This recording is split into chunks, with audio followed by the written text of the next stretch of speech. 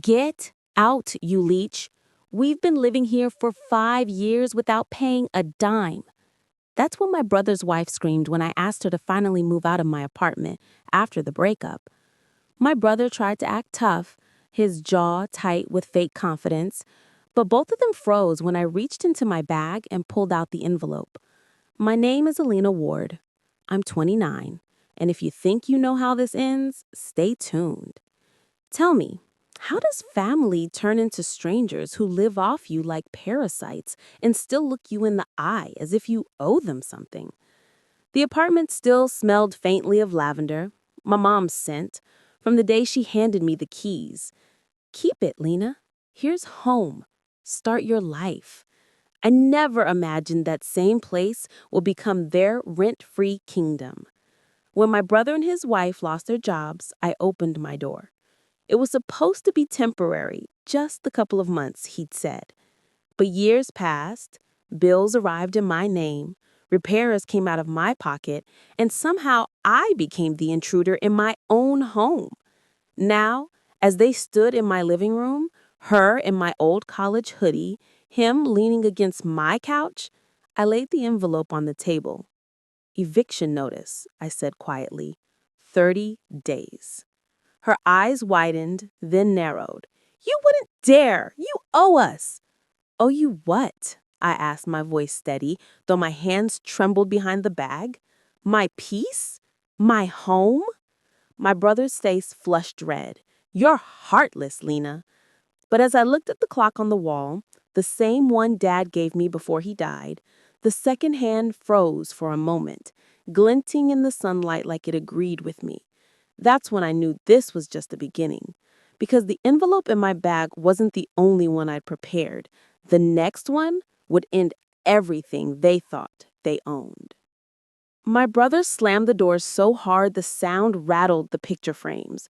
A photo of us as kids, smiling and covered in sand at Myrtle Beach, slid crooked on the wall. It stared back at me like a ghost of who we used to be. He hadn't spoken to me for 3 days after the eviction notice. But this morning, his wife texted, "You'll regret this, Elena. You'll lose more than a roof." I almost laughed. Lose what? I'd already lost the last thread of family I trusted. The symbolic motif that kept catching my eye was the clock. That old brass one from Dad. It had stopped ticking the night I served them the papers. Every time I passed it, I thought maybe it was waiting for closure too. I came home from work to find the hallway lights dim and the air thick with burnt plastic smell. When I opened the kitchen door, I froze. The oven was on, a plastic tray half melted inside. Smoke curled lazily, winding toward the ceiling like a warning. They'd left it that way, deliberately. I shut everything off, flung the windows open, my heart pounding. That was their way of saying they weren't leaving quietly. Later that night, while sorting mail on the counter, I found a thin white envelope with no return address. Inside was a folded note in my brother's handwriting. We deserve what's ours. You stole it first. Stole what?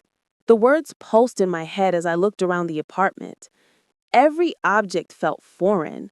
The couch, the photos, even the flicker of the streetlight outside.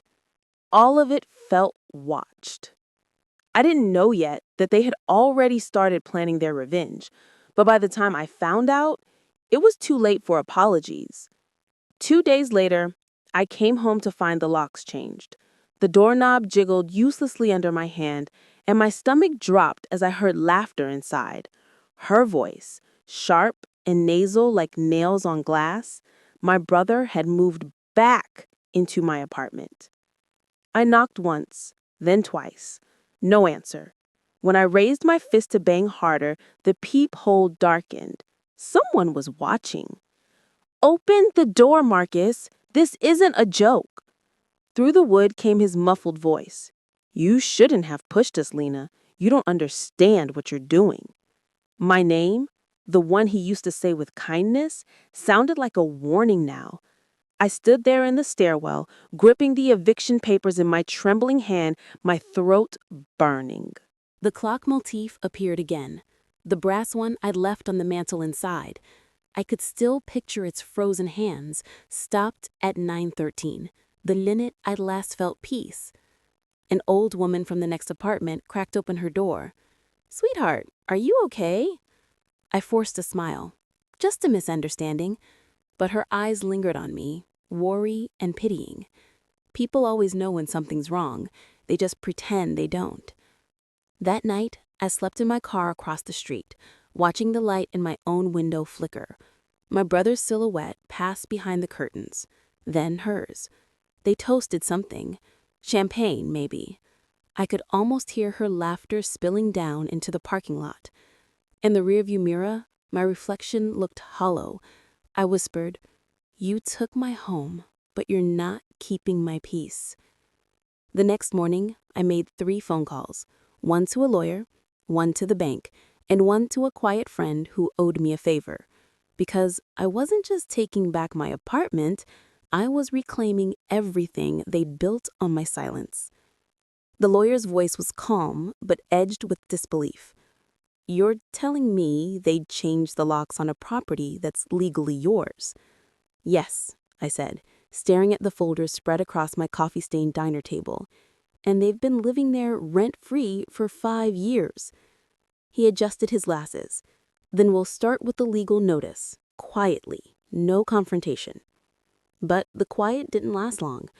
2 days later, I got a text from my brother. "Stop trying to humiliate us in court. We'll make sure you regret this."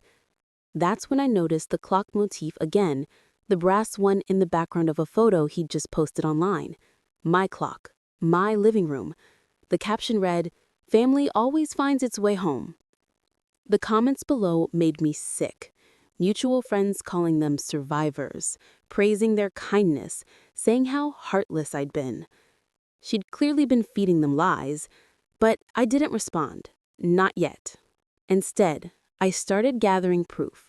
Receipts, title papers, old messages, anything that showed I paid the mortgage, utilities, maintenance. I even kept screenshots of every post and message they'd written. That night, while scanning documents, I caught a faint lavender scent again.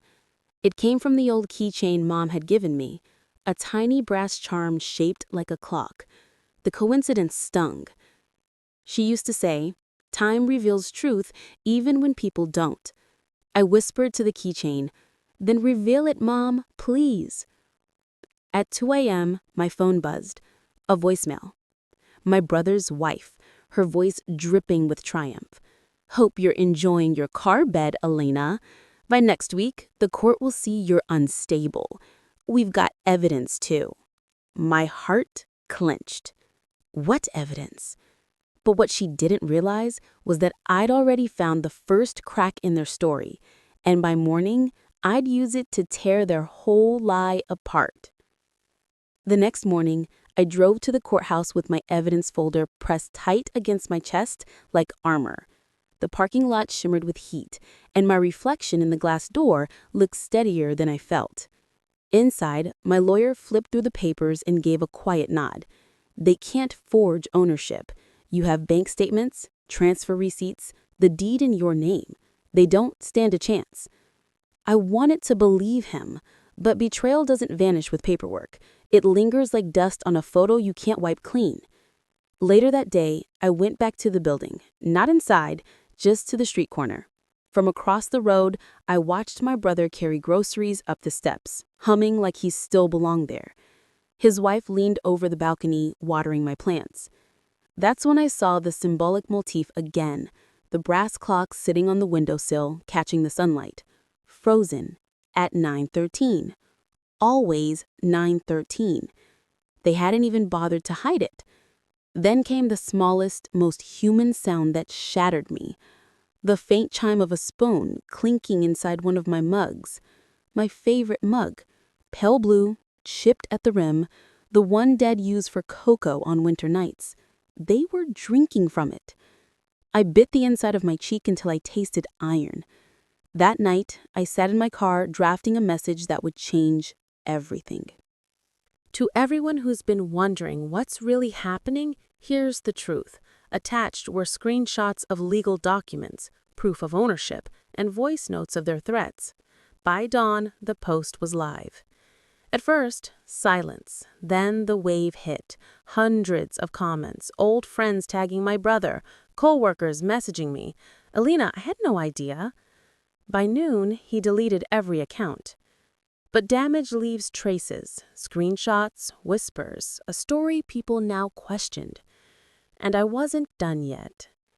The final proof was still waiting inside that apartment, behind the brass clock that refused to tick. 2 nights later, I went back, not with anger this time, but with purpose. The sky was low and gray, the kind that hums before rain. I waited until the hallway lights flickered off at midnight, then slipped the master key into the lock. It turned easily. They hadn't even changed it again. Inside, the apartment smelled like stale perfume and cheap takeout. My plants were wilting, and my framed art had been replaced by their wedding photos. My pulse thudded in my throat. The brass clock still sat on the mantel, its frozen hands gleaming in the dark. 9:13. Always 9:13. I lifted it gently, heavy, colder than I remembered, and heard something rattle inside. That's when the human detail cut through me. The faint scratch of my brother's slippers down the hall. He was home. I ducked behind the couch as the bedroom door opened. His wife's groggy voice floated out. "What was that noise?" "Probably the pipes," he murmured. "Go back to sleep." He shuffled to the kitchen, poured water, then wandered back. The silence stretched. I waited, breath shallow, counting the beats of my heart. 1, 2, 3, before slipping out. In my car, I turned the clock over and pried open the back. Inside were folded papers, creased and yellowed, Dad's handwritten note, and the real will, signed, notarized, sealed. My hands shook as I read it. To my daughter Alina, the apartment and savings are yours alone. Marcus is to receive the car and tools. I trust you both will respect each other. They'd known all along. They'd hidden it. The betrayal sunk into my bones like cold rain. They hadn't just taken my home, they'd buried my father's last words. I closed the clock, whispering, "Time reveals truth."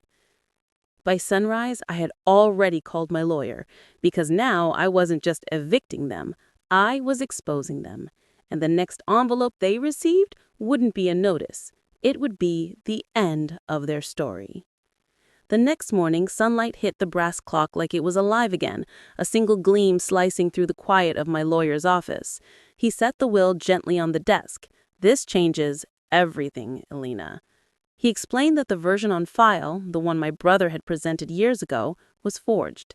The notary stamp was fake, the date mismatched. My pulse steadied. So he knew all along? Yes, and when he realized you'd never questioned it, he took advantage of that silence. Silence, that was the motif that had followed me for years. My silence at dinner when Mom favored him, my silence when he and his wife borrowed money, my silence when they moved into my home. Every time I stayed quiet, they built another wall with it. I wasn't quiet anymore. We filed the motion to reinstate the authentic will and evict him formally under fraud. Within days, the news spread. My brother's colleagues, friends, even his in-laws started whispering. That evening, I stood in front of the building again, this time with the court order in my hand. My lawyer beside me, a police officer at the door. When my brother opened it, his face drained of color. His wife hovered behind him, clutching a mug, my chipped blue mug.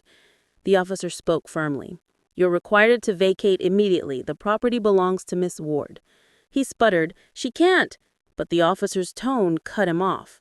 "Ma'am, this is a legal order." I didn't gloat.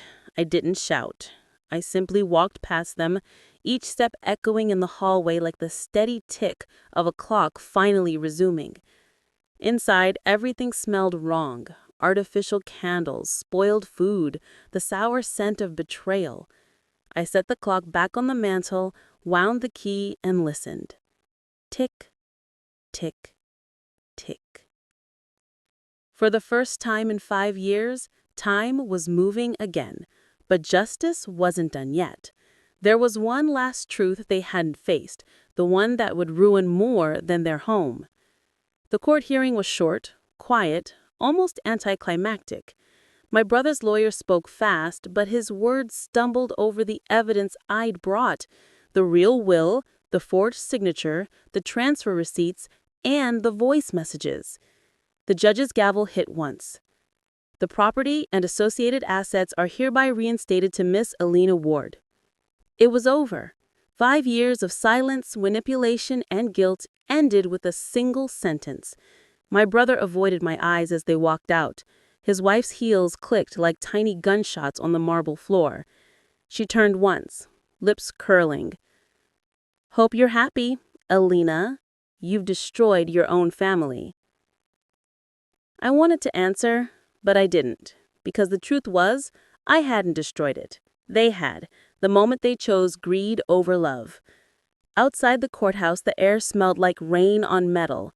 The brass clock I'd brought with me reflected the gray sky, its hands finally moving again. I could hear the faint tick in my palm, steady, alive. I didn't go back to the apartment immediately. Instead, I drove to the pier where Dad used to take us on Sundays. The sea was calm, gulls crying in lazy circles above the water. I held the clock to my chest and whispered, "It's done, Dad. It's finally done." That night, I placed the clock on the mantel, just where it had always belonged. The lavender scent was fate now, almost a memory. I sat on the couch, legs tucked beneath me, and for the first time in years, silence didn't feel like punishment. Later, I opened my laptop to one last message from my brother. "We're leaving town. Don't bother finding us." I smiled, not out of revenge, but release, because I didn't need to find them. Time already had. The clock ticked once more, echoing through the room like forgiveness. I closed my eyes, letting it mark the end, not of family, but of fear.